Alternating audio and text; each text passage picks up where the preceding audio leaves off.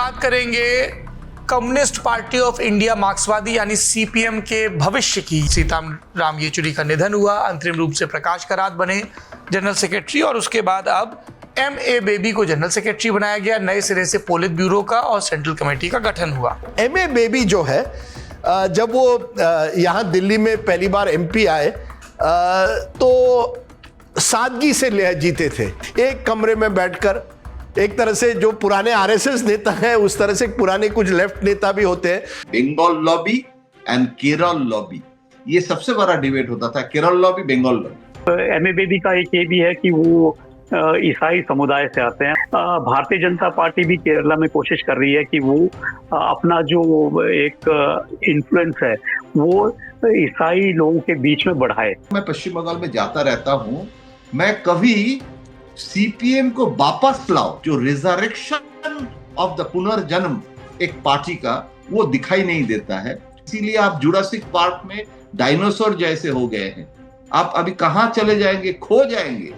आपका जो स्पीसीज है वो स्पीसीज ही नहीं रहेगा। 3 स्टेट, केरला, त्रिपुरा, बंगाल, और हाफ स्टेट है जेएनयू। वो 3.5 हम ह्यूमर करके बोलते थे। तो अभी वो हाफ भी देखिए ना, उसमें भी लेफ्ट का हालत जेएनयू में भी खराब हो गया।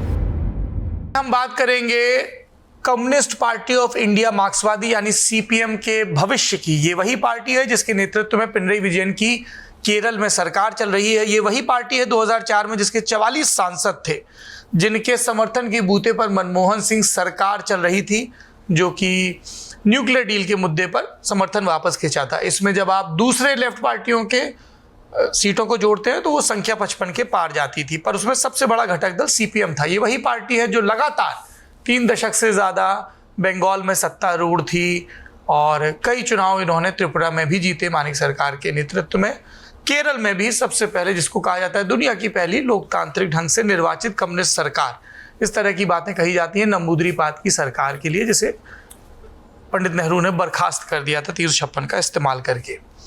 अब यहाँ पर नेतृत्व परिवर्तन हुआ है। सीताराम येचुरी का निधन हुआ, अंतरिम रूप से प्रकाश करात बने जनरल सेक्रेटरी और उसके बाद अब एम.ए. बेबी को जनरल सेक्रेटरी बनाया गया। नए सिरे से पोलित ब्यूरो का और सेंट्रल कमेटी का गठन हुआ। तो अब इस पार्टी के भविष्य, इस पार्टी की रणनीतियों पर हमें लगा कि बात की जानी चाहिए, क्योंकि ये देश के एक अहम राज्य में सत्तारूढ़ है और जो चलन है केरल का कि हर 5 साल में रोटी पलटती है, उसको भी इन्होंने धत्ता बताया और पिनरई विजयन लगातार सत्ता में है। और ये तब है जब राहुल गांधी भी वहीं से सांसद और अब तो प्रियंका गांधी भी वहां पहुंच गई हैं, जब राहुल यहाँ आ गए रायबरेली। हमारे साथ बातचीत करने के लिए कई मेहमान जुड़ रहे हैं। जयंतोदा पिछले सेशन से कंटिन्यू कर रहे हैं, राजदीप सरदेसाई भी अभी मौजूद हैं इस विषय पर बात करने के लिए। इसके अलावा हमारे साथ जिल्वेस्टर अस्सारी साहब भी जुड़ रहे हैं केरल के तिरुवनंतपुरम से। जिल्वेस्टर साहब, बहुत बहुत स्वागत है आपका। Thank you so much for joining us on नेता नगरी। नमस्कार सौरभ। राजदीप जी, आपने लेफ्ट का उरूज भी देखा और अब डाउनफॉल भी देखा केरल को छोड़कर बाकी जगहों पर, क्या कहेंगे आप? देखिए, लेफ्ट नेताओं की एक खासियत थी कि वो अपने विचारधाराओं पर बिल्कुल अमल थे और इसलिए उनको ऐसा लगता था कि वो बड़े कठोर नेता होंगे, क्योंकि वो बिल्कुल कट्टर अपनी विचारधारा पर अमल रहने में उनको एक तरह से वो उनका अस्तित्व था। इसके बावजूद ये जो 3 नेता है ये अलग अलग टाइप के थे। प्रकाश कराट मैं समझता हूं पुराने लेफ्ट के आते थे, द ओल्ड लेफ्ट। तो पढ़े लिखे थे, वो रीडर और बहुत पढ़ते थे और अपनी दुनिया में रहना चाहते थे। वो ज्यादा पत्रकारों से उस तरह से आसानी से इनफॉर्मली बात करने से हिचकते थे।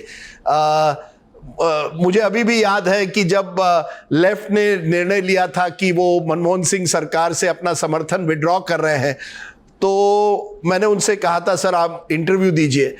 तो कई दिनों तक उन्होंने मुझे कहा no I am not sure whether मैं क्या बोलूं, कैसे बोलूं। अंत में उन्होंने इंटरव्यू दिया, लेकिन वो, और जब दिया तो अपनी बात रखी, लेकिन वो तुरंत कुछ कह दे, साउंड बाइट कह दे। एक बार उन्होंने मुझे कहा ये माइक हटा दीजिए, ये क्यों साउंड बाइट लेते हो, अगर करना है तो बराबर इंटरव्यू लीजिए। उनको वो साउंड बाइट जर्नलिज्म से बिल्कुल परेशानी थी। कब अगर कोई रिपोर्टर ऑफिस के बाहर अपना माइक लगाता था तो उनको अच्छा नहीं लगता था। दूसरी तरफ सीताराम येचुरी वैसे नेता थे जो हमेशा पत्रकारों के साथ घुल मिलकर आराम से बैठकर उनको वो सिगरेट बहुत पीते थे। तो मैंने उनको एक बार कहा, सर आप सिगरेट पीना बंद करिए, it is not good for your health, आपके सेहत के लिए अच्छा नहीं है। सो सीताराम येचुरी मुझको देखते, आर यू माई डॉक्टर? तो मैंने कहा नहीं सर, ऐसा, आई am not your doctor, I am your friend. पर वो लोग वो आसानी से पत्रकारों के दोस्त बन जाते थे और हमेशा एक तरह से हंसमुख चेहरा, और इसीलिए मुझे लगता है कोalition जमाने के लिए वो बहुत अच्छे थे, क्योंकि वो हर नेताओं के साथ मिलने के लिए तैयार थे। राहुल गांधी उनको उनका बहुत कदर करते थे, and he was that leader who brought everyone together, सबको साथ लेकर, फिर वो पत्रकार हो या नेता। Sitaram Yechury was always ready. Cricket के बारे में पुरानी कोई मैच हो उसके बारे में आपसे बात करते थे। So he had lot of interest, उनके बहुत इंटरेस्ट थे। और एमए बेबी जो है, जब वो यहां दिल्ली में पहली बार एमपी आए तो सादगी से जीते थे, और या तो आपको उनको वीपी हाउस में कभी मिलते थे या वेस्टर्न कोर्ट में एक कमरे में बैठकर, एक तरह से जो पुराने आरएसएस नेता हैं उस तरह से पुराने कुछ लेफ्ट नेता भी होते हैं। और जब मैं कुछ साल पहले जब केरल में चुनाव हुए थे, उनको तिरुवनंतपुरम में मिला था, तब भी वो पार्टी ने जो दिया घर है उसी में वो एक या दो कमरे के घर में रहते थे। तो बहुत सादगी से, अगेन वेरी इंटेलिजेंट, बहुत पढ़े लिखे, ऑलवेज रेडी टू रीड, और टीवी में आने से उतना परहेज नहीं करते थे जितना प्रकाश कराट एक तरह से करते थे, लेकिन फिर भी he is a man of letters, वो पढ़े लिखे व्यक्ति हैं। और ये कई लेफ्ट नेताओं की खासियत है, वो पुराने जमाने के हो, but M A Baby is a very nice person to meet. You know, you learn, उनके बुक शेल्फ पे आपको पुराने किताबें मिलेगी, from Russian revolution, about Cuba, उनका क्यूबा से बहुत संपर्क था। I think he had gone and met Castro, तो वो सब किताबें उनके लाइब्रेरी में आपको मिलेगी। तो these are all people of well read. Prakash Karat, Sitaram Yechury, M A Baby, all highly read people. अब उनके लिए आज की राजनीति में कितनी जगह है ये बात अलग है, क्योंकि आज की राजनीति में मुझे लगता है पढ़ना लिखना कोई इतना एडवांटेज नहीं है जो एक जमाने में हुआ करता था। सवाल आपसे ये जिलवेस्टर साहब कि सीपीएम की केरला लॉबी ही अब सबसे ताकतवर लॉबी है, इसमें कौन से फेसेस हैं, कौन से नेता हैं जो who are calling the shots? Pinarayi Vijayan है, पिनरई विजयन की एज हो रही, तो अब इस पर भी बात हो रही है कि पॉलिटिकली जैसे वो अच्युतानंद के सक्सेसर थे, उनका सक्सेसर कौन होगा, एम ए बेबी का पॉलिटिकल बैकग्राउंड क्या है, और केरल यूनिट की ओवरऑल पोजीशनिंग क्या है, क्योंकि कई कन्वेंशनल इश्यूज पे उन्होंने बहुत ही प्रैग्मेटिक रवैया अपनाया है। लोग तो यहाँ तक कहते हैं कि पिनरई विजयन केरल के नरेंद्र मोदी हैं, कंट्रोल के मामले में पार्टी पर, या इंडस्ट्रियलाइजेशन के मामले में, या दूसरी चीज़ों पर। तो इस पर आपका रिस्पॉन्स चाहेंगे। जैसा कि आप जानते हैं कि केरला के अंदर जो सीपीएम है वो सबसे मजबूत राजनीतिक पार्टी है, सबसे बड़ी पार्टी है, और पिछले 10 साल से लगातार सत्ता पर बनी हुई है। अगले साल चुनाव होने वाले हैं, और इस बार जो पार्टी कांग्रेस हुई है मदुरई में, उसने एक बार फिर पिनराई विजयन को जो है एक्सटेंशन दिया है, क्योंकि वो आने वाले मई में 80 साल के हो जाएंगे। और आप जैसे जानते हैं कि 75 साल की जो एक उम्र की सीमा है सेंट्रल कमेटी और पॉलिट ब्यूरो की, उससे पिनराई विजयन को जो है इस बार फिर दोबारा एज रिलैक्सेशन दिया गया है। और जो नवनिर्वाचित महासचिव हैं एम ए बेबी, उन्होंने तो यहाँ तक कह दिया है कि जो आने वाला चुनाव है विधानसभा का, उसका नेतृत्व, वाम मोर्चे का नेतृत्व पिनराई विजयन ही करेंगे। तो ये साफ है कि जो भी यहाँ पे प्रचार प्रसार होगा आने वाले दिनों में, उसमें पिनराई विजयन जो है उसका नेतृत्व करेंगे। देखिए, बात यह है कि जब ये पार्टी कांग्रेस हुई है उस दौरान बहुत ज्यादा नाम सामने नहीं आए थे, सिर्फ 2-3 नाम सामने आए थे। एक था एम ए बेबी का नाम, क्योंकि वो काफी वरिष्ठ नेता हैं, उन्होंने जो है अपना राजनीतिक करियर जो है छात्र जीवन से उस समय केरला स्टूडेंट फेडरेशन हुआ करती थी, उससे शुरू किया। फिर वो जो उनकी युवा संगठन है DYFI, उसमें गए, उसके इन दोनों संगठनों के वो राष्ट्रीय अध्यक्ष बने। फिर वो जो है राज्यसभा के MP 32 साल की उम्र में बने। तो उसके बाद फिर वो सेंट्रल कमेटी में गए, फिर पॉलिट ब्यूरो में, 2012 से लगातार हैं, और मंत्री भी एक बार रह चुके हैं यहाँ पे वाम मोर्चा की सरकार में, तो उनका काफी अनुभव है। और दूसरे एक नाम जो उस समय चर्चा में आया था वो था अशोक धावले का, जो कि महाराष्ट्र से पॉलिट ब्यूरो के सदस्य हैं। वो एक किसान नेता हैं। आपको याद होगा कि नासिक से जो है मुंबई तक एक बहुत बड़ा लॉन्ग मार्च किसानों का हुआ था, जो काफी चर्चा में रहा था। और साथ ही जो अभी हाल ही में 3 कानूनों के खिलाफ जो किसानों का संघर्ष हुआ था, उस संयुक्त किसान मोर्चा के वो कन्वीनर भी थे, और काफी प्रखर आवाज है उनकी। और उनका एक पॉजिटिव पॉइंट ये था कि वो हिंदी काफी अच्छी बोलते हैं, और उनका हिंदी भाषी जो राज्य हैं वहाँ के नेताओं से, किसान नेताओं से काफी मिलना जुलना, उनके साथ काफी अच्छे संबंध है। तो एक वो भी बात चर्चा में आई थी। लेकिन जो अंत में यही निर्णय लिया गया कि एम ए बेबी को ही जो है जनरल सेक्रेटरी बनाया जाए, उसका कारण ये भी था कि वो केरला से आते हैं। केरला ही अब एक मात्र ऐसा राज्य बचा है जहाँ पर वाम मोर्चा की सरकार है, सीपीएम जहाँ सबसे मजबूत है, तो अपने गढ़ को बचाना भी सीपीएम के लिए बहुत जरूरी है। तो दूसरी बात जो आप कह रहे थे कि जो वाम मोर्चा, जो केरला का जो सरकार है या पार्टी है, वो ही जो है पूरे केंद्र को चलाती है, वो काफी हद तक सही है, क्योंकि सारा फंड जो है ज्यादातर केरला की तरफ से ही आता है। तो जो भी कार्यक्रम होता है पार्टी का, या जो भी जरूरतें होती है, उसको एक तरह से केरला की पार्टी ही पूरा करती है।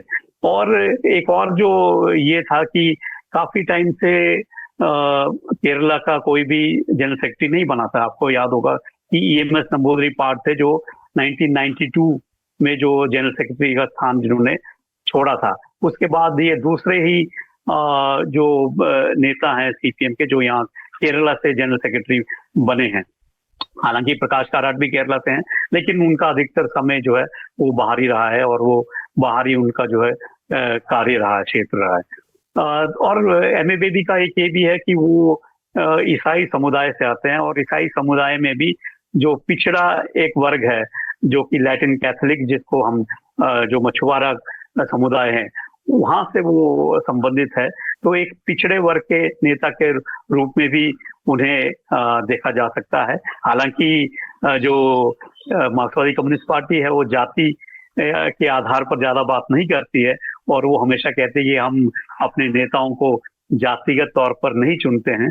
लेकिन एक सिंबॉलिक फैक्टर तो रहेगा ही, क्योंकि एम.ए. बेबी के इस स्थान को ग्रहण करने के बाद। दूसरा ये है कि भी भारतीय जनता पार्टी भी केरला में कोशिश कर रही है कि वो अपना जो एक इन्फ्लुएंस है वो ईसाई लोगों के बीच में बढ़ाए। और आपको याद होगा कि प्रधानमंत्री ने खुद 2-3 बार जो है यहाँ के बिशप्स के साथ बातचीत की है, बैठकें की है, और दिल्ली में भी उनसे बैठकें की है। और लगातार जो है उन्होंने ये कोशिश की है कि जो ईसाई समुदाय हैं उसको भाजपा के साथ जोड़ने की कोशिश करें, और उसका असर भी हो रहा है, ऐसी बात नहीं है। क्योंकि आपको पता है कि केरला में ईसाई समुदाय का जो जनसंख्या है वो करीब 19% है, और करीब 6 से 7 जिला में करीब 45 विधानसभा सीटें ऐसी है जहां पर उनकी जो निर्णायक भूमिका हो सकती है। तो वो एक निर्णायक समुदाय जरूर है, क्योंकि भाजपा यहाँ पे मुस्लिम का वोट तो ज्यादा देख नहीं रही है, क्योंकि मुस्लिम में इंडियन यूनियन मुस्लिम होने की वजह से, लीग होने की वजह से वो यूडीएफ की तरफ ज्यादा वोट जाता है। तो इस बार जो त्रिशूर में भी जो जीत हुई है उनकी लोकसभा में, उसमें भी ईसाइयों के वोट का एक कारण रहा है, ऐसा है सबका राजनीतिक विशेषज्ञों का भी मानना है। तो इसी चीज को वो जो है इसको कंसोलिडेट करना चाहते हैं, और इसीलिए उन्होंने जो है इस बार जो भाजपा ने यहाँ पर कुछ आउटरीच प्रोग्राम्स वगैरह किए हैं। हालांकि वाम मोर्चा और कांग्रेस भाजपा के ऊपर इसलिए अटैक भी कर रहे हैं कि यहाँ तो वो ईसाइयों के साथ हाथ मिलाने की बात कर रहे हैं, लेकिन छत्तीसगढ़ में और मध्य प्रदेश वगैरह में ईसाइयों के ऊपर हमले हो रहे हैं। तो इस बात को लेकर भी वो भाजपा को जो है एक्सपोज करने की कोशिश कर रहे हैं। लेकिन ये बात ठीक है कि एम.ए. बेबी एक काफी सीनियर नेता हैं, और जो एक जो पिनराई विजयन का जो एक वर्चस्व था मार्क्सवादी कम्युनिस्ट पार्टी के ऊपर, केरला में तो खास तौर पर, तो उस वर्चस्व को देखते हुए जो ये नियुक्ति हुई है एम.ए. बेबी की, उससे ये लगता है कि एक उतना ही शक्तिशाली नेता जो है उभर कर सामने आया है। और उनका क्योंकि बहुत लंबा अनुभव है पार्टी के अंदर, और पार्टी के सभी घटकों को भी वो अच्छी तरह जानते हैं, सारे पार्टी के नेताओं के साथ भी उनके अच्छे संबंध हैं, और एक सौम्य नेता माने जाते हैं। बहुत ज्यादा क्या कहते हैं, आइडियोलॉजिकली बात नहीं करते हैं। काफी संगीत में भी वो काफी रुचि रखते हैं, साथ में स्पोर्ट्स में भी रुचि रखते हैं। तो एक अलग सा उनका व्यक्तित्व है जो कि बाकी लोगों के साथ अच्छा मेल जोल बना सकता है। जयंतुदा, आप बंगाल से हैं और हमने आपसे आग्रह किया आप रुके भी। वाम दलों का एक जमाने में बड़ा गढ़ हुआ करता था, ममता बनर्जी की पूरी पॉलिटिकल कैपिटल ही यही थी कि वो लगातार लेफ्ट की डोमिनेंस से लड़ती रही, जूझती रही और अंततः उन्होंने उखाड़ फेंका। अब हम देखते हैं कि जहां सत्ता है केरल में वहीं की शक्ति है, और बंगाल लगभग निस्तनाबूद है इलेक्टोरली भी, और पोलित ब्यूरो में भी नामलेवा ही बचे हैं अब। तो अभी बंगाल की जो लेफ्ट की यूनिट है और खासतौर पे सीपीएम की यूनिट, उसकी क्या स्थिति है, किस तरह के झगड़े हैं, क्या नैरेटिव पूरी तरह खो चुके हैं? क्योंकि लोगों के लिए एक बड़ा पॉलिटिकल सरप्राइज भी होता है कि जहां पर उनकी तूती बोला करती थी वहां उन्हें खाता खोलने के लाले पड़ रहे हैं। देखिए, प्रकाश कराट खुद केरल से हैं, और baby is also not a young generation leader. आप चेंज ऑफ लीडरशिप हुआ है, लेकिन baby is also very senior leader. Transition of power आप यंग लीडरशिप के हाथ में देने की बात करते हैं, लेकिन पश्चिम बंगाल के जो पार्टी के जो लॉबी, जिसको Bengal lobby and Kerala lobby, ये बहुत एक पॉपुलर डिबेट। अभी पावर में ज्यादा सीपीएम नहीं है, मार्क्सिस्ट लोग बहुत वीक हो गए हैं पूरी देश में, इसीलिए चर्चा कम होता है। जब पावर में ज्योति बासु और बुद्धदेव भट्टाचार्य के समय में ये सबसे बड़ा डिबेट होता था, Kerala lobby Bengal lobby. Jyoti Basu he was a very strong leader जो केरल लॉबी के साथ लड़ते थे। प्रकाश कराट के साथ ज्योति बासु का जो लड़ाई, उसको Kerala lobby versus Bengal lobby किया जाता है। जब ज्योति बासु प्राइम मिनिस्टर भी इनकार किया पार्टी ने, उसमें Kerala lobby mostly rejected member central committee में, केरल के जो मेंबर्स और वो बंगाल के रिप्रेजेंटेटिव ज्यादा ज्योति बासु के पक्ष में वोट दिए थे। सिर्फ बुद्धदेव भट्टाचार्य मतलब ज्योति बासु के सपोर्ट में बोले थे कि प्राइम मिनिस्टर होना चाहिए, लेकिन विमान बोस बाकी जो लीडर थे मेनली पॉलिट ब्यूरो का, वो प्रकाश कराट को सपोर्ट कर दिया था। लेकिन सेंट्रल कमिटी, पॉलिट ब्यूरो तो छोटा ग्रुप होता है, सेंट्रल कमिटी में जो मेंबर्स है उसमें वेस्ट बंगाल को छोड़ के बाकी जो बेसिकली जो साउथ का लॉबी, केरल लॉबी और आंध्रा तमिल, सब ज्योति बासु के खिलाफ। तो मैं ये कहता था कि इसे बंगाल लॉबी और केरल लॉबी में, बंगाल पावर में है, पार्टी इज इन पावर, लेकिन AK गोपालन भवन जो प्रकाश कराट के लीडरशिप में चलता था पॉलिट ब्यूरो में, जिसको पार्टी सेंटर बोलते हैं कम्युनिस्ट पार्टी के लैंग्वेज में, वो party centre used to control. अभी पश्चिम बंगाल में पावर में है ही नहीं, एक भी MLA नहीं है। तो 3 डिकेड्स राज करने से इतना नेगेटिव, इतना एंटी सीपीएम फीलिंग आ गया है। अभी तक मैं पश्चिम बंगाल में जाता रहता हूं, मैं कभी सीपीएम को वापस लाओ, जो रिजरेक्शन ऑफ द पुनर्जन्म एक पार्टी का, वो दिखाई नहीं देता है। अभी पार्टी सोच रहा है, अभी पार्टी कांग्रेस हुआ ना अभी मदुराई में, और पार्टी कांग्रेस में बार बार ये कहा जा रहा है न्यू जनरेशन को लाओ। एक मीनाक्षी करके एक यंग जनरेशन लीडर को सेंट्रल कमिटी में लाया गया है, और पॉलिट ब्यूरो में भी न्यू इंडक्शन हुआ है, नॉट ए यंग जनरेशन। अभी यंग जनरेशन 1-2 स्पोक्स पर्सन हुआ है, लेकिन जो सीनियर लोग, अभी मोहम्मद सलीम पार्टी के सेक्रेटरी हैं, और बाकी जो MPs हैं सब सीनियर है। ये ओल्ड, मतलब इसमें पार्टी का जो हेयर का कलर सफेद और ब्लैक का लड़ाई मैं कहता हूं, वो ब्लैक हेयर अभी तक व्हाइट हेयर को रिप्लेस नहीं कर पा रहे हैं, क्योंकि आपको आइडियोलॉजिकली न्यू फील देना है। भाजपा जैसे पार्टी के खिलाफ अगर लड़ना है तो उसके लिए जो न्यू अप्रोच, वो अप्रोच करने के लिए सबसे पहले आपको वो जो वैनगार्ड जो है वो यंग जनरेशन के ऊपर सौंपना चाहिए। वो नहीं कर पा रहे हैं। जो सीनियर लीडर्स है, दे आर ट्राइंग टू मतलब वो अपना जो लिगेसी वो छोड़ना नहीं चाहते। इट्स नेचुरल, ये हर पार्टी में होता है। लेकिन न्यू जनरेशन को देखिए, जैसे आडवाणी जी के समय से आज जो सीनियर लीडर हुए हैं, ये लोग एक दिन न्यू जनरेशन लीडर थे। और कितने न्यू जनरेशन को आडवाणी जी ने लेके वाजपेयी जी के समय पार्टी में ले आए थे। अभी फिर देखिए मोदी जी कितने जूनियर लोगों को, अभी दिल्ली चीफ मिनिस्टर को देखिए। तो ये जो बीजेपी जो कर सकते हैं, करके दिखा रहे हैं, वो कम्युनिस्ट पार्टी अभी तक नहीं दिखा पा रहे हैं। That is a major problem. वो थियोरेटिकली मान रहे हैं, मीडिया के साथ जब हम लोग बातचीत करते हैं तो करते हैं, लेकिन उनके जो बिहेवियर है, मैं तो कहता हूं कि इसीलिए आप जुरासिक पार्क में डायनासोर जैसे हो गए हैं। आप अभी कहां चले जाएंगे, खो जाएंगे। आपका जो स्पीसीज है वो स्पीसीज ही नहीं रहेगा। अगर आप दे सकते हैं तो आप रिवाइव कर सकते हैं। अभी तो बंगाल में भी चला गया, त्रिपुरा था, त्रिपुरा भी बीजेपी ले लिया। केरल में तो चेंज होता रहता है, एक बार कम्युनिस्ट, एक बार कांग्रेस, अभी पता नहीं है कहां जाएगा।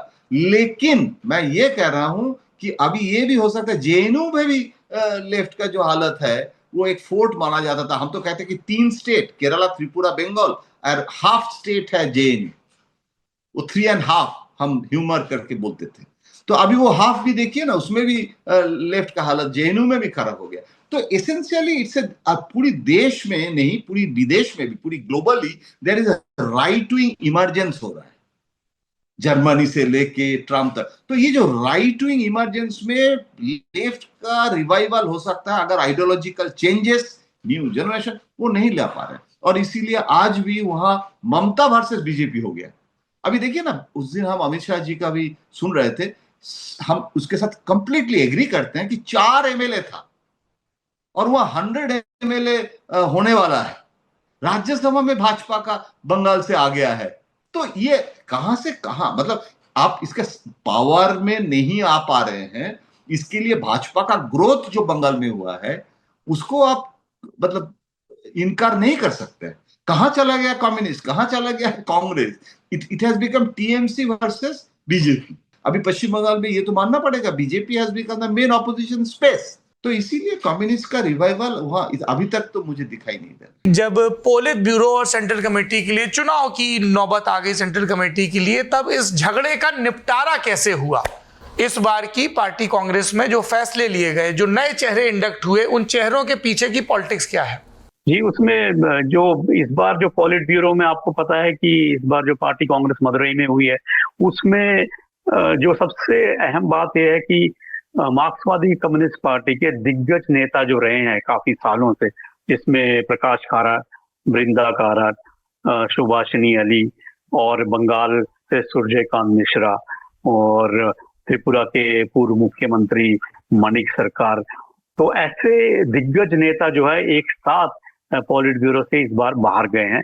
तो जाहिर है कि एक बहुत बड़ा वैक्यूम हो गया है। हालांकि पॉलिट ब्यूरो के बाहर जाने के, रिटायर होने के बावजूद भी ये लोग पॉलिट ब्यूरो में एज अ इनवाइटी बने रहेंगे और अपना सुझाव देते रहेंगे, लेकिन उस तरह से वो लोग एक्टिव नहीं होंगे जैसे वो पहले हुआ करते थे। तो उस वजह से एक नजर तो आ रहा है कि पार्टी को ये एक बहुत चुनौतीपूर्ण जो है एक समय आने वाला है। लेकिन जो उन्होंने नए लोग भी लिए हैं पॉलिट ब्यूरो में, उसमें जो यंगस्टर्स लिए हैं, यंगस्टर्स मीन्स क्योंकि पार्टी का जो एज लिमिट है वो 75 साल है, तो करीब 50 और 60 के बीच वाले भी इन्होंने इस बार पार्टी में पॉलिट ब्यूरो में शामिल किए हैं, जिसमें विजू कृष्णन एक नेता हैं और कुछ एक दो नेता बंगाल से भी किए हैं, और एक जितेंद्र चौधरी मेरे ख्याल से वो भी किए हैं त्रिपुरा से। तो कुछ युवा लोग भी जो हैं इस बार पॉलिट ब्यूरो में शामिल किए हैं। और जहां तक झगड़े की बात है, ऐसा कोई झगड़ा इस बार हुआ नहीं है। सिर्फ एक जो डेलीगेट थे महाराष्ट्र के ट्रेड यूनियन लीडर, उन्होंने जो है इस जो पैनल रखा गया था सेंट्रल कमेटी का, उसके विरोध में उन्होंने जो है उसको चैलेंज किया था, और उन्होंने अपना नाम भी उसमें जोड़ के एक वोटिंग की मांग की। नेता नगरी का ये संस्करण यहीं पर समाप्त होता है। ये पूरी बातचीत जिन विषयों पर हमने की आपको कैसी लगी कमेंट बॉक्स में जरूर बताइए। फुर्सत की सलाह अगले हफ्ते देंगे। कोई हफ्ता ऐसा जाता है कि आप आधी अधूरी चीजें पढ़ रहे होते तो उन पर ज्यादा बात करने का दिल रहता नहीं है।